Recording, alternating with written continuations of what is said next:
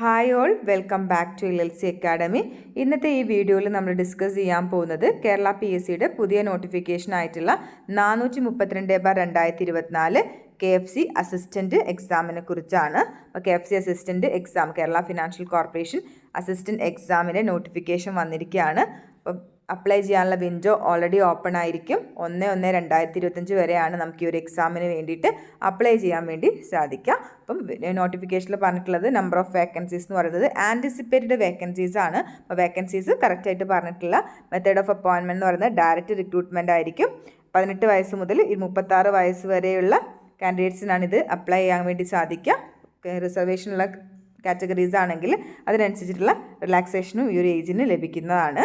Next ഈ എക്സാമിൻ്റെ qualification എന്ന് പറയുന്നത് BCom ഡിഗ്രിയാണ്. BCom from A recognised university with 60% or above mark in aggregate. അപ്പം മൊത്തത്തിൽ 60%, അഗ്രിഗേറ്റ് മാർക്ക് 60% അല്ലെങ്കിൽ അതിൽ കൂടുതലോ കരസ്ഥമാക്കിയിട്ടുള്ള BCom ബിരുദമാണ് ഈ ഒരു പോസ്റ്റിലേക്ക് അപ്ലൈ ചെയ്യാനുള്ള ക്വാളിഫിക്കേഷൻ എന്ന് പറയുന്നത്. അപ്പം BComൽ 60% മാർക്ക് നിങ്ങൾക്ക് മിനിമം വേണമെന്നുള്ള കാര്യം ഓർക്കുക. അപ്പോൾ ആപ്ലിക്കേഷൻ്റെ വിൻഡോ ഓൾറെഡി ഓപ്പൺ ആണ്. ആപ്ലിക്കേഷൻ റിസീവ് ചെയ്യുന്ന ലാസ്റ്റ് ഡേറ്റ് എന്ന് പറയുന്നത് 1/1/2025 അപ്പോൾ 1/1/2025 Wednesday up to midnight 12 midnight വരെയാണ് നിങ്ങൾക്ക് ഈ ഒരു എക്സാമിനൊക്കെ വേണ്ടി അപേക്ഷിക്കാൻ വേണ്ടി സാധിക്കുക.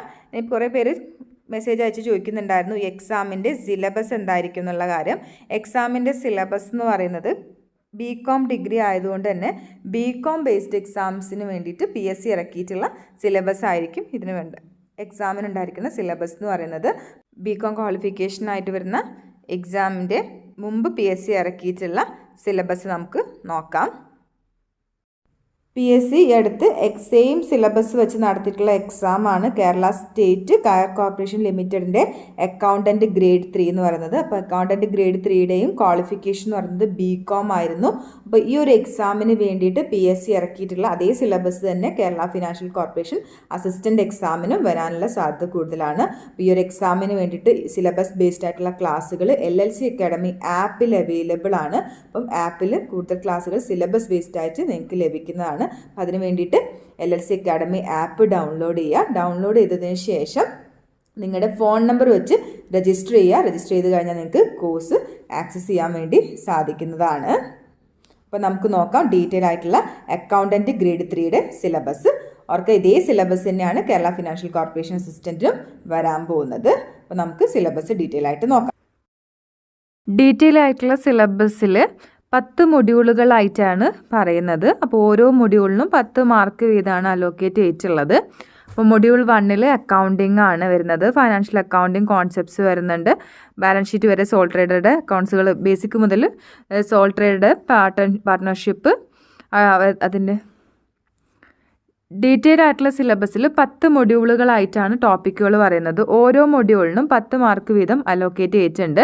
അതിൽ ഫസ്റ്റ് വരുന്നത് അക്കൗണ്ടിങ് ആണ്. അപ്പോൾ ഫിനാൻഷ്യൽ അക്കൗണ്ടിങ്ങിൻ്റെ ബേസിക് ആയിട്ടുള്ള കോൺസെപ്റ്റ്സ് മുതൽ സോൾ പ്രൊപ്രൈറ്ററുടെ ഫൈനൽ സ്റ്റേറ്റ്മെൻറ്റ് വരെ, അതിനുശേഷം പാർട്ട്ണർഷിപ്പ് അക്കൗണ്ട്സ്, അഡ്മിഷൻ, ഡിസൊല്യൂഷൻ മുതലായിട്ടുള്ള കാര്യങ്ങൾ പറയുന്നുണ്ട്. ഇൻസോൾവൻസി പറയുന്നുണ്ട്. അക്കൗണ്ടിങ് ഫോർ കൺസൈൻമെൻറ്റ് പറയുന്നുണ്ട്. പിന്നെ final accounts of companies, computerised accounting and usage of software in preparation of accounts. ഇത്രയാണ് അക്കൗണ്ടിങ്ങിൽ മെയിനായിട്ട് വരുന്ന ടോപ്പിക്സ് എന്ന് പറയുന്നത്.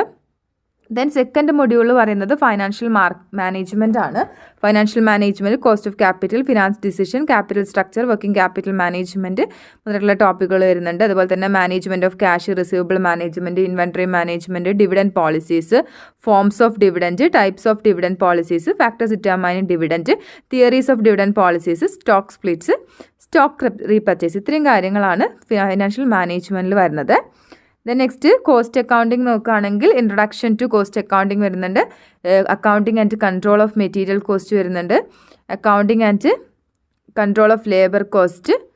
Then accounting for over head, marginal costing, standard costing, break even analysis, cost reduction, cost management. ഇത്രയും കാര്യങ്ങളാണ് വരുന്നത്. Then module 4 management ആണ്. 10 മാർക്കാണ് കൊടുത്തിട്ടുള്ളത്.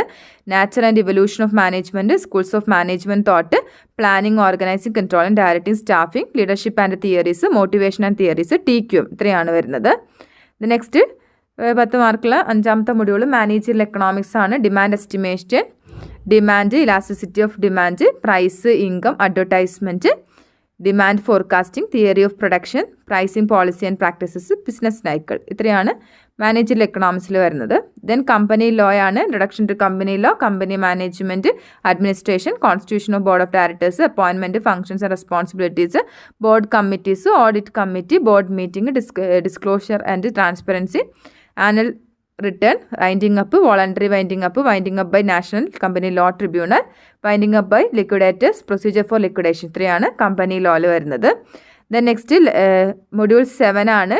10 മാർക്സിൻ്റെ ക്യാപിറ്റൽ മാർക്കറ്റ് ആണ്. ക്യാപിറ്റൽ മാർക്കറ്റിൽ financial system in India, financial system markets, financial market, structure of financial market, capital market, instruments, primary market, methods of flotation of capital, public issue, IPO, FPO, procedure of public issue, book building process, secondary market, functions of stock exchange, dematerialisation of securities, major stock exchanges in India, BSE,